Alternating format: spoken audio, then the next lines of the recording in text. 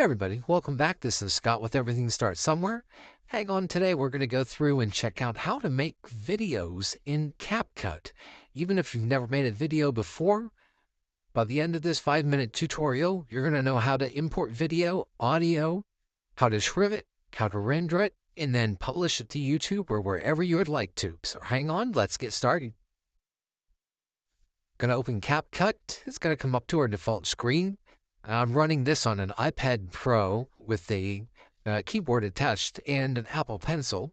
So I'm simply going to tap on New Project. Once I do that, it's going to come up to my recent videos and also library.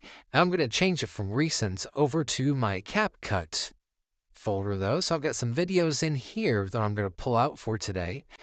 So we've got videos and we've got photos and now also live photos. Got live photos in here. We just have videos and photos. So if you just tap on a video, it's going to come up and start to play the video for you. So you can see if you like it or you want to add it. If you know it's a video you want to add, just tap the circle in the upper right corner and it'll select it. Notice it puts a 1 in there. So this is going to be first in my timeline. And let's select this big old pirate ship over here and we can see that puts a 2. So I'm going to go ahead in the bottom right corner. I'm going to hit add 2. So now we have a new project.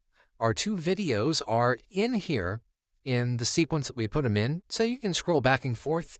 I'm just using my pencil, or you can use your finger. If you're doing this on a PC or a Mac, you can just slide back and forth. It's called scrubbing, and just check out the videos, see what you have in here. So a couple videos from out in my boat. And this one's from, oh yeah, the Gasparilla Pirate Invasion. So we've got a couple videos in here, and we can trim these videos whatever length we want and reorganize them, chop them up into smaller pieces, whatever we'd like to do. I'm going to go ahead and add some audio in here, and there's a couple of ways that we can do that. I'm going to tap the add audio right below the video timeline, and now we see it changed our toolbar across the bottom. I'm going to tap sounds in the bottom left corner. So this brings us in, and don't do what I did. I found out the hard way. Under this all section, the video or the audio that's in this all section is not copyright free. And so I spent hours putting a video together, set it up on YouTube, and it flagged all the audio in there. So I had to tear it down, go back and find all new audio. But over in the right corner, go ahead and tap commercial. So now this takes us into the section where this should be royalty-free, copyright-free audio that we can use. They have several different categories. And they change all the time. Like right now, Cheers for Paris, because the Olympics going on. There's sound effects, and you can tap on these, and it'll take you into a list of those. But typically, what I do is I will do a search. There's a search bar up here. I'm going to tap in the search bar, and we're out on the boat down here in Florida, so I'm going to do a search for maybe like a beach or summertime, something to go along with the theme. And there's a list of audio here. I can tap each one. It shows me how long each one is. I simply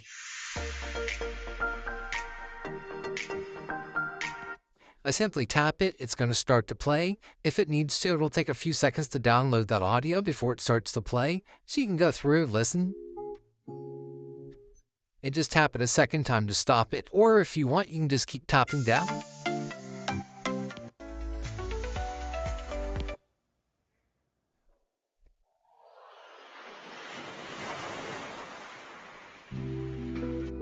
So you can tell we'll get a lot of audio in here, and there's literally thousands and thousands and thousands of audio files.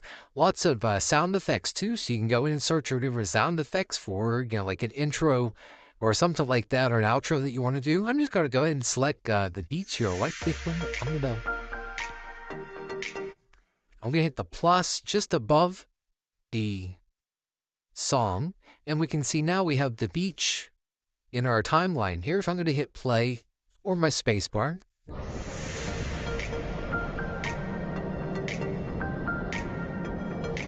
And right now we have audio coming from both the song that I brought in, also the audio from the cars driving across the bridge above us, the sounds from the boat. So if we don't want to have all of that audio in there, we can come up here and mute clip audio. So original sounds are muted. So now I'm going to hit my spacebar to play again.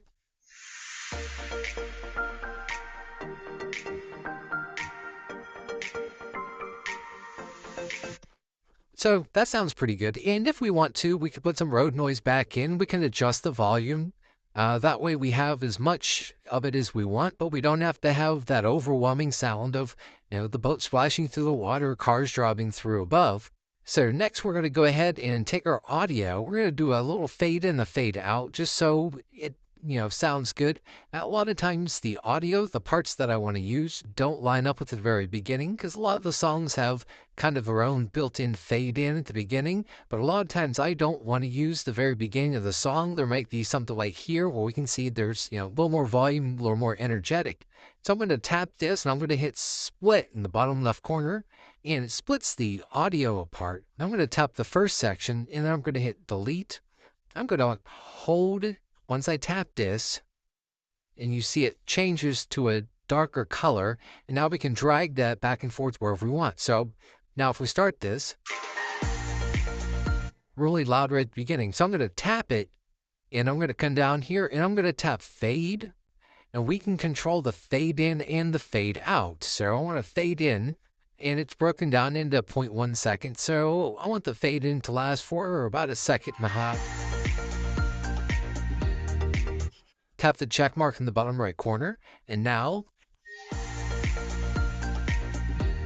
so it doesn't have that harsh slam right as it starts. You might want that, but if you don't, you can fade it in. So going through and just cruising down the intercoastal over here near Tampa. Go through and we got a second video here. So this is from the Gasparilla Pirate Invasion. Oh, that's a whole thing there. I've got a video on it. You'll check it out sometime. It's like bumper cars with expensive boats and a lot of cannon fire. It's pretty crazy. So I'm going to go ahead and let's put some kind of a transition in between these two videos. You don't have to. You can just leave it as a hard cut if you want. But I like to usually put some kind of transition. So the little white box with the line in it, that's our transition. So I just tapped that. That's all I did.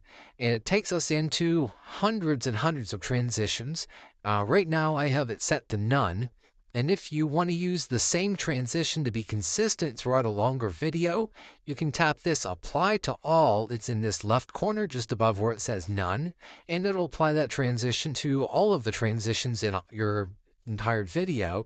But it's kind of nice. You can tap these and it's going to kind of show you what it looks like as it goes through. You can tap through as many as you like. Check them out.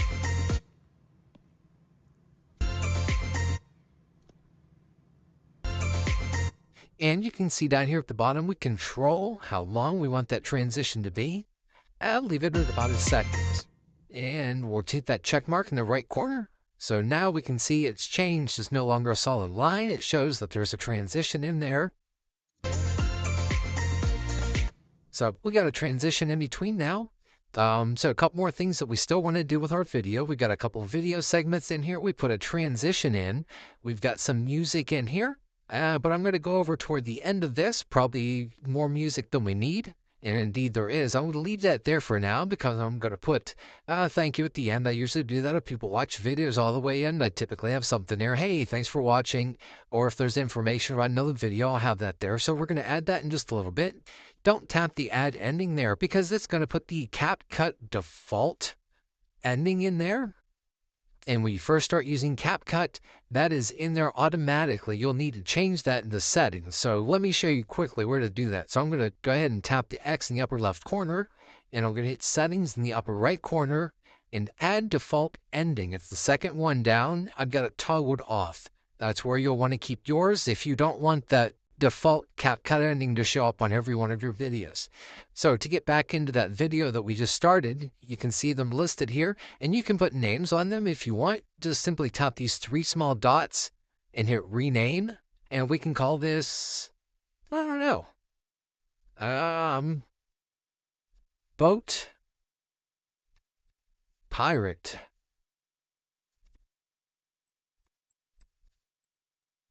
ship. Now let me change that to our, there we go. So boat pirate ship. Confirm, and now that's on my video. I simply tap that, and it's going to bring us right back into the video again. So I want to do a couple more things. I typically like to put something toward the beginning just to remind people to like and subscribe. A lot of times I'll be sitting watching through videos, and I don't think about that. So if somebody has a thing in here, I'm like, oh yeah, this is a good video. I'm going to go ahead and give it a thumbs up. So to do that, I'm going to go in and hit the stickers bottom side almost to the right. So lots of stickers in here. And again, we can do a search and subscribe, subscribe, something like that. And we simply pick one. You can see some are animated here. Let's just pick that.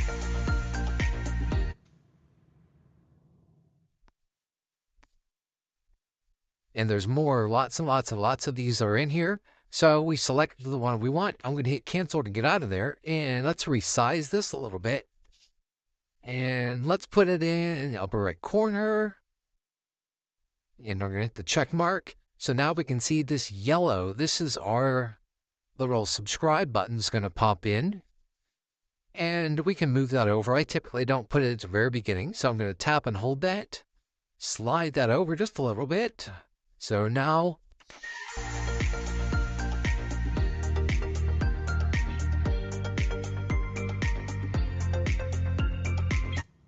we got a little subscribe that pops in there, and I like to put my logo in that way.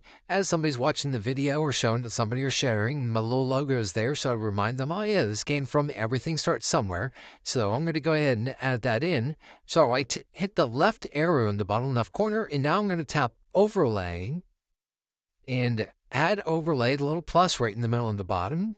And it's going to come up here, and this is back to my CapCut folder, videos, and then under photos, I've got my Everything Starts Somewhere, and let me add that in, and way too big. So what's really nice on my iPad for resizing this, I simply touch the screen with 2 fingers, shrink it, rotate it, move it wherever I want to put it.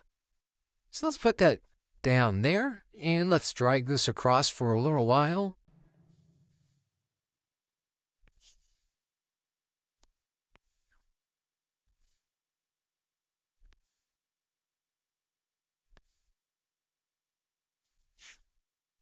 So that's going to run across the in that low corner all the way through the video. And I typically don't like to have it full bright, so I'll come down here and over to the very far right side. You'll see the opacity.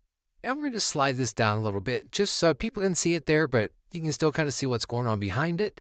So that way it's not so obtrusive, but it's still there. And also if somebody decides they want to take some of my video, it's a little more difficult for them to pirate my video of the pirate ship. So I've got my overlay added in there now. I'm just going to hit the back arrow, and I've got my overlay, I've got my music, and let's go to the end of this. And like I said, I like to usually put something in, hey, thanks for watching or whatever.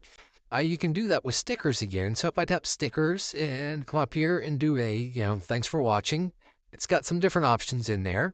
But also they've got some nice ones in here that we can put in. So I'm going to go back here, and I'm going to go to overlay again, add overlay. Instead of my videos this time, I'm going to go to library, and I'm going to go up to the top and just do a search for thanks for watching. And it brings up a whole list of thanks for watching. Simply select whichever one you want. Let's go with this one, add, and just going to put that in right at the end of my video. So as the video goes out, we got thanks for watching.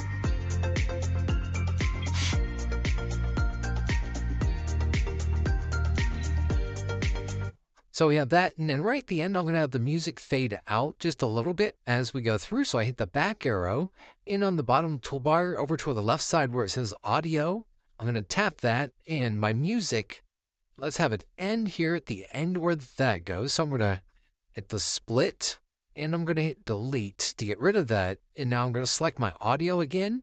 I'm going to go into fade. Remember, we already have the fade at the beginning. It still shows us that. And at the end here, we'll do 1.5 that will thinned out. So take it over toward the end.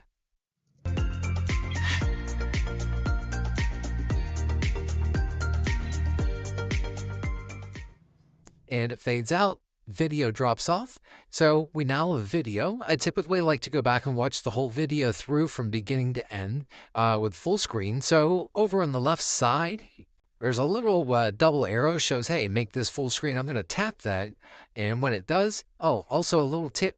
If you have a long video and you need to move around in that video, if you come out to this screen, you can grab that little dot and scrub left or right all the way through your video pretty quickly. If you're inside here, I've not found a better way to do it. I just kind of scroll along, but if it's a long video, it could take you a while. So I usually just tap that and then drag that to wherever I want. So I'll come out here.